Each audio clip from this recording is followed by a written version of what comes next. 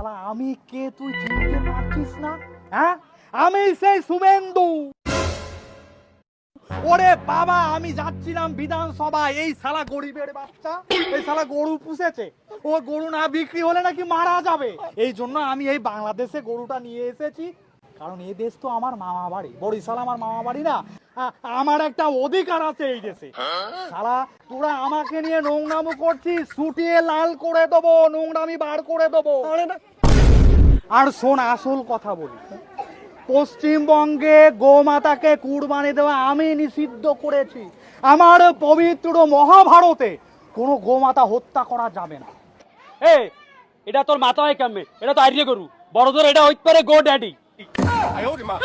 তারা এই মুসলমানের বাচ্চারা বেশি কথা বলে না। আমার ভারতবংশে যত মুসলমানের বাচ্চা আছে সব কিন্তু বার করে দেবো, তখন টের পাবি। নোংরাবু বার করে দেবো, ছুটিয়ে লাল করে দেবো। এই শুভেন্দু বাংলাদেশে গরু নিয়ে ঢুকিছে।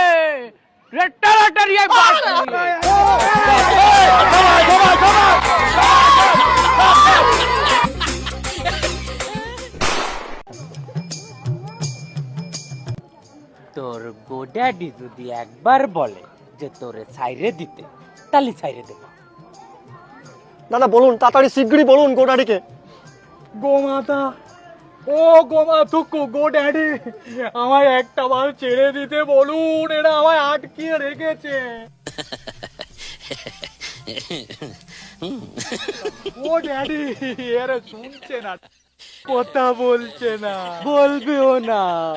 তোরা পিছন দিয়ে একটা বাস বড়ে দে। না না না না না।